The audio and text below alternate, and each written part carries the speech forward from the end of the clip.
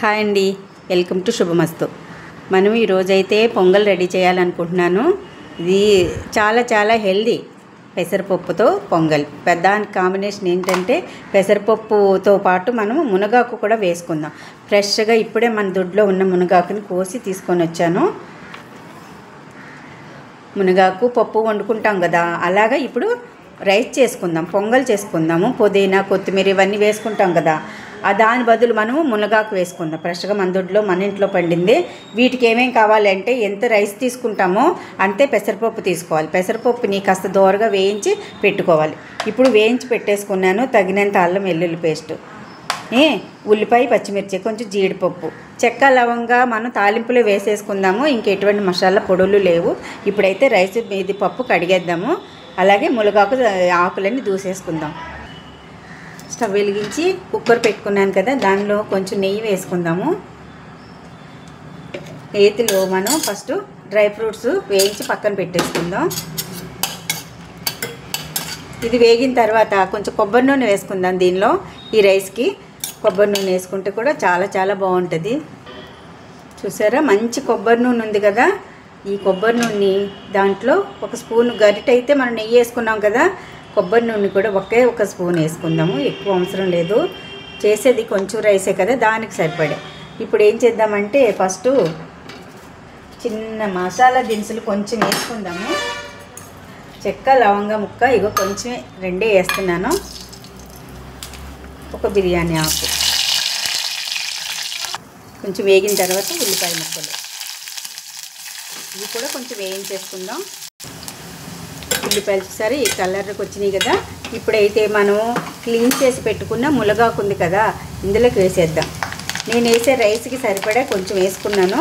అదే మన క్వాంటిటీ రైస్ని బట్టి ఆకు వేసుకోవాలి. ఇలాగా మునగాకు దొరికిన పాలకూర అయినా కూడా రైసుల్లో వేసుకుంటే బాగుంటుంది.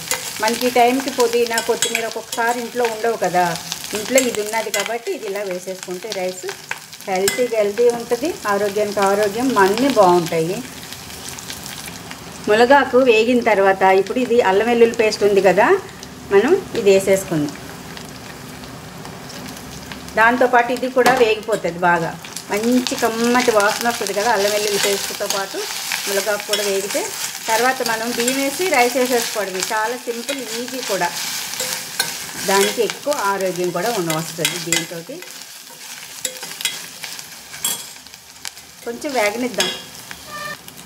చూసారా, ఉల్లిపాయలు, మసాలా దినుసులతో పాటు ఇది మునగాకు కూడా బాగా వేగిపోయింది కదా. ఇప్పుడు మనం ఈ రైస్ వేసేసుకుందాం. దీనిలో పెసరపప్పు, బియ్యం, కడిగిన రైస్.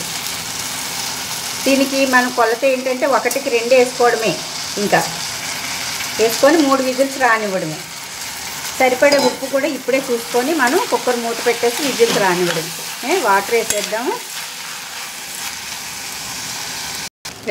పప్పు రైస్ కడిగిన వేసేసుకున్నాం కదా. ఇప్పుడు దానికి 1కి 2 వంతులు నీళ్ళు వాటర్ వేసేద్దాము. దీంట్లోనే మనం సాల్ట్ కూడా చూసుకొని కుక్కర్ వెయిట్ పెట్టేద్దాం. ఇది మెత్తగా కిచిడీ లాగా ఉండదండి, పొడి పొడిగా పులావ్లాగా ఉంటుంది అన్నమాట. దీంట్లో అయితే నేను ఇంక మసాలాలు అయితే ఏమి వేయను. ఇందులో సాల్ట్ చూసుకోవడం, కుక్కర్ వెయిట్ పెట్టేయడమే, అంతే, సరిపోయింది. ఇంక మూత పెట్టేద్దాం. ఇలా వేయించి పెట్టుకున్న జీడిపప్పుని పైన రైస్ పైన వేసుకుందాం. రైస్ తయారయ్యాక ఇప్పుడైతే కుక్కర్ మూత పెట్టేద్దాం. అంతే, 2-3 విజిల్స్ వచ్చాక ఇది కట్టేసి ఒక బౌల్లోకి తీసుకుందాం. రైస్ రెడీ అయిపోయిందండి, చూద్దామా. సూపర్గా ఉంది. మునగాకు పెసరపప్పుతో పొంగలి చూసారా, ఎంత బాగుందో కదా. దీన్ని ఇప్పుడు మనం ప్లేట్లోకి తీసేసుకుందాం. తీసుకొని ఇప్పుడు జీడిపప్పుని పైన వేసుకుందాం. చూసారా, మునగాకు పెసరపప్పు పొంగల్ రెడీ అయిపోయింది. మనం నేతిలో వేయించి పెట్టుకున్న జీడిపప్పుని పైన వేసుకుందాం. బాగా కనిపిస్తాయి. మనం వడ్డించేటప్పుడు జీడిపప్పుతో పాటు తీసుకొని మనం పెట్టొచ్చు అన్నమాట. ఇట్లా మునగాకుతోటి ఎంతో ఆరోగ్యకరమైన వంట అండి ఇది. ఇట్లాంటిగా చేసుకుంటూ ఉండాలి. ఇది పొంగలి అంటాం కదా, పెసరపప్పు వేసుకుంటాము. పెసరపప్పు బదులు కందిపప్పు అట్లా కూడా వేసుకోవచ్చు. ఏ ఆకుకూర అయినా వేసుకోవచ్చు. మునగాకు ఇంకా చాలా మంచిది కదా. మునగాకు దొరికినన్ని రోజులు కూడా ఇప్పుడు బాగా వస్తుంది. మునగాకుని అన్నిటిలోకి నేనైతే వాడుకుంటాను, మీరు కూడా వాడుతూ ఉండండి. సూప్ లాగా కూడా చేసుకోవచ్చు. మునగాకుతో చాలా చాలా హెల్త్ బెనిఫిట్స్ ఉన్నాయి. ఇవన్నీ కూడా మనకి ఆరోగ్యకరమైన వంటలే. చూశారు కదా, లంచ్కైనా లంచ్ బాక్స్లోకి పిల్లలకి కానీ పప్పు ఉంది, కాల్షియం, ఐరన్ అన్నీ ఉన్నాయి దీనిలో. లంచ్ బాక్స్లోకి ఆఫీసులకు వెళ్ళేవాళ్ళు కూడా ఇట్లా వేసుకొని ఒక ఆకుకూర, పప్పు, బియ్యం కలిపేసి పెట్టుకోవడమే. ఇవి కావాలంటే ఒక టమాటో కూడా వేసుకోవచ్చు. రైస్ తక్కువ వేయాలి. మనకి ఇలాగా పొడి పొడిగా ఉండాలన్నమాట. రైసు పొడి పొడిగా ఉండాలి. బాగుందా, నచ్చిందా మీకు అందరికీ? ఇలాంటి రెసిపీలు మరెన్నో మీకు చేసి నేను చూపిస్తూ ఉంటాను. మీరు కూడా నేర్చుకొని ట్రై చేయండి. మీ ఫ్రెండ్స్కి, అందరికీ తెలిసిన వాళ్ళకి, రిలేటివ్స్కి అందరికీ కూడా షేర్ చేయండి. నా ఛానల్ని సబ్స్క్రైబ్ చేసుకోండి. ఓకే అండి, మరో మంచి రుచికరమైన వంటతో మళ్ళీ మీ ముందుకు వస్తాను. Okay, bye bye.